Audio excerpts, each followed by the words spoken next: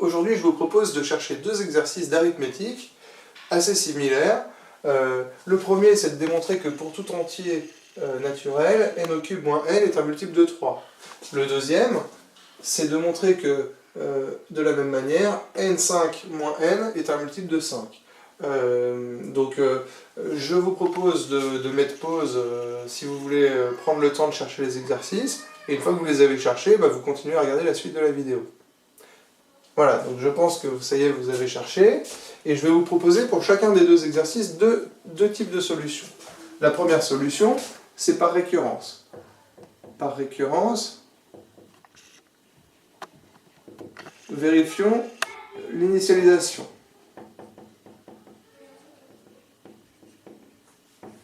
Donc, par exemple ici, le premier terme que je dois vérifier, c'est n égale 0, donc 0 au cube moins 0, je le calcule, ça vaut 0. Et 0, je peux l'écrire 3 fois 0, c'est bien un multiple de 3, donc l'initialisation est bien vérifiée.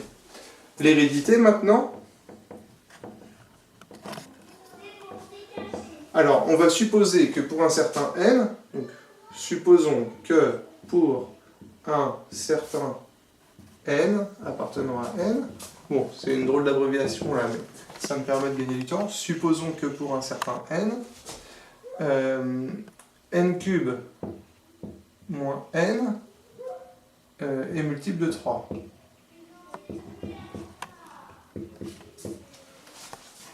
Alors, il existe k appartenant à z, donc un entier k, tel que n cube moins n égale 3 fois k. Bien, alors maintenant, je dois montrer que c'est encore vrai au rang n plus 1. C'est-à-dire que je dois montrer que n plus 1 au cube moins n plus 1 est multiple de 3.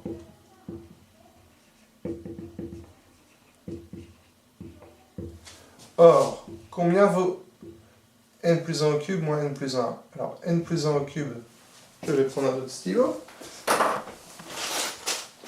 Ça arrive.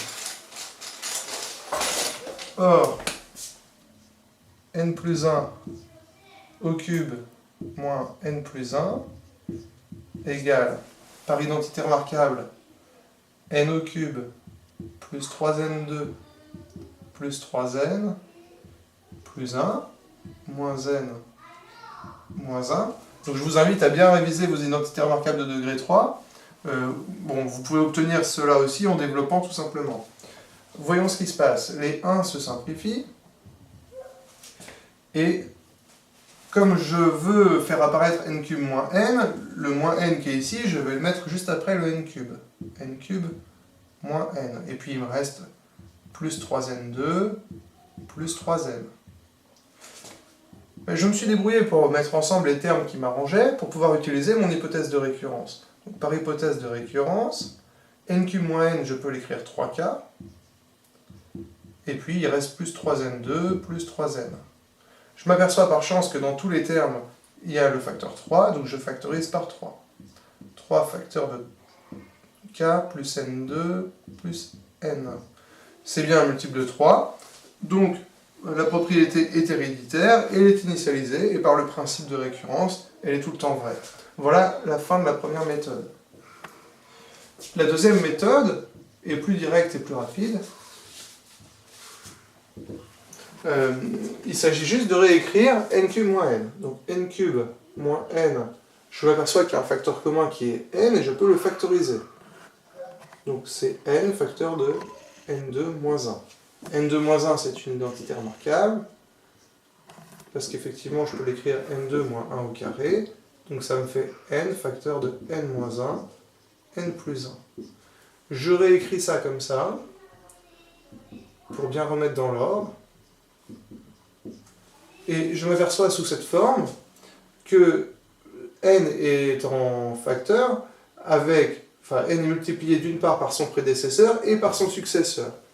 Donc, j'ai bien ici 3 entiers consécutifs. Et dans 3 entiers consécutifs, il y a toujours exactement un des trois qui est un multiple de 3. Donc peu importe lequel, s'il y a un multiple de 3 parmi les trois facteurs, le produit globalement sera un multiple de 3. Voilà la fin de la deuxième méthode. Donc voilà, pour le premier exercice, vous remarquez que la récurrence fonctionne très bien, mais qu'on pouvait faire de façon plus rapide et plus efficace sans récurrence. Mais les deux méthodes sont intéressantes. Alors, pour l'exercice 2, qui est un tout petit peu plus compliqué puisqu'on a pris une puissance plus élevée, on va s'apercevoir que les mêmes méthodes vont fonctionner, mais forcément les calculs seront peut-être un petit peu plus longs. Alors, reprenons la récurrence. Donc, si vous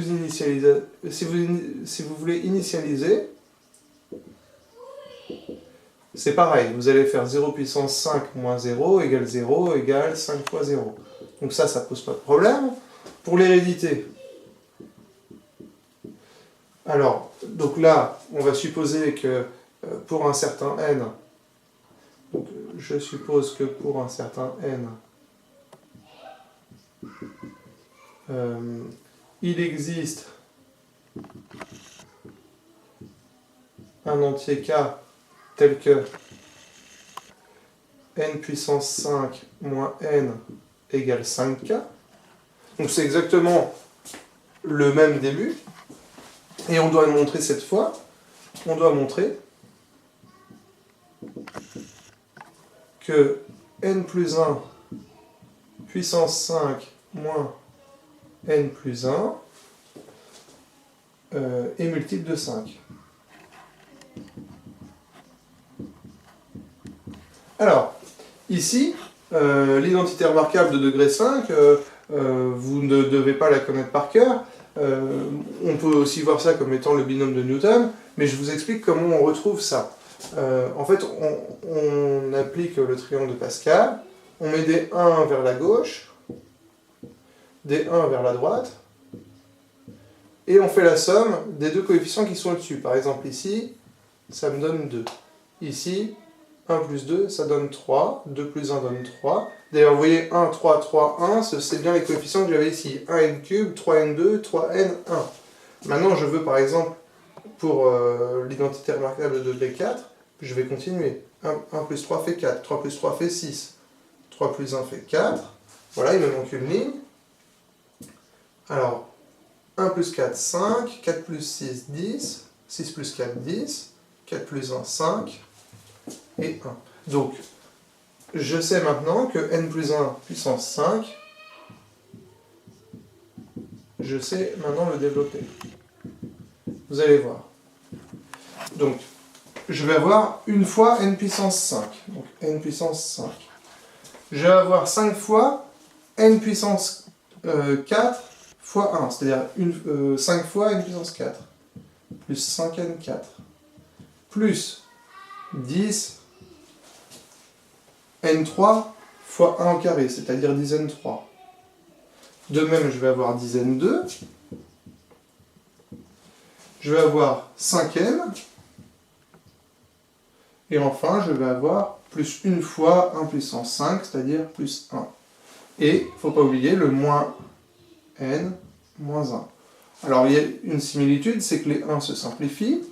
Et comme tout à l'heure, je vais mettre n5 moins n d'abord, et puis ensuite tous les autres termes, je factorise directement par 5 dans les autres termes, 5n4, plus 2n3, plus 2n2, plus n. Mais comme n5 moins n, je sais que je peux l'écrire 5k, et ici je recopie.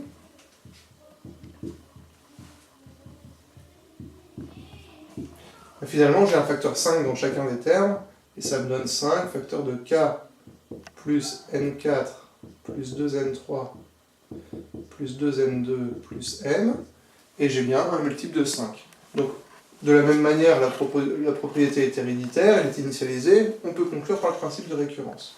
Alors maintenant, ce qui me resterait à faire, c'est de faire une méthode un peu similaire à celle-là. Alors, je vais le faire. n puissance 5 moins n, ben, comme tout à l'heure, on voit que n est un facteur commun. Donc j'obtiens n facteur de n4 moins 1. Mais n4, c'est le carré de n2, et 1, c'est le carré de 1. Donc par identité remarquable, j'obtiens donc n2 moins 1, n2 plus 1. Le n2 moins 1, c'est le même que tout à l'heure. Donc j'ai finalement n facteur de n moins 1, n plus 1, facteur de n2 plus 1. Donc là, on reconnaît le même début, il y a ce terme en plus. Alors ici, il va y avoir un argument supplémentaire. L'argument supplémentaire, ça va être d'utiliser la division euclidienne de n par 5 et de traiter tous les cas. Donc, vous savez que n va s'écrire 5q plus r où q est un entier, et r est égal à 0, 1, 2, 3 ou 4. Voilà, n, tous les entiers peuvent s'écrire comme ça par division euclidienne. Alors voyons ce qui se passe. Si r égale 0, n vaut juste 5q, donc c'est un multiple de 5, et ici j'ai un multiple de 5. Donc ça, je sais que c'est gagné. Voyons ce qui se passe quand r vaut 1. J'ai ici 5q plus 1, donc n vaut 5q plus 1, et n moins 1 vaut 5q plus 1 moins 1, c'est-à-dire 5q. Donc c'est lui qui sera un multiple de 5, donc là c'est gagné aussi. Si jamais r vaut 4, à ce moment-là, n vaut 5q plus 4, et n plus 1 vaut 5q plus 4 plus 1. 4 plus 1 vaut 5, donc n plus 1 vaudrait à ce moment-là 5q plus 5, si r égale 4. Donc, ça c'est bien un multiple de 5, puisque ce serait 5 facteurs de q plus 1. À ce moment-là, c'est gagné aussi. Alors, je me prends un peu de place ici.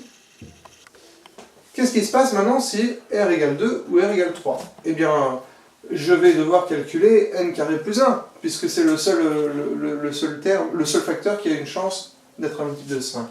Donc, si je cherche à calculer n carré plus 1, c'est de manière générale 5q plus r au carré plus 1, c'est-à-dire 25q2 plus 10qr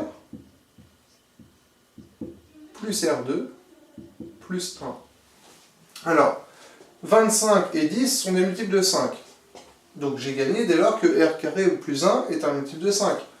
Mais r, dans les cas qui me restent à traiter, c'est 2 ou 3. 2 au carré égale 4. Donc ici, 4 plus 1 vaudrait 5. C'est un multiple de 5. Et si r vaut 3, 3 au carré égale 9. 9 plus 1 égale 10. C'est un multiple de 5.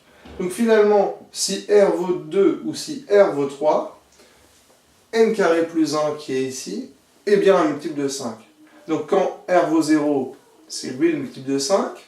Quand r vaut 1, c'est lui le multiple de 5. Quand r vaut 4, c'est lui le multiple de 5. Quand r vaut 2 ou 3, le multiple de 5 est ici. Finalement, dans tous les cas possibles, on a un multiple de 5 dans cette décomposition factorisée. Et donc il y a toujours un multiple de 5 et on a gagné. Voilà les deux solutions de ces exercices. J'espère que ça vous a été utile et que vous avez vu les avantages et les inconvénients de raisonner par récurrence ou par une factorisation directe. Voilà.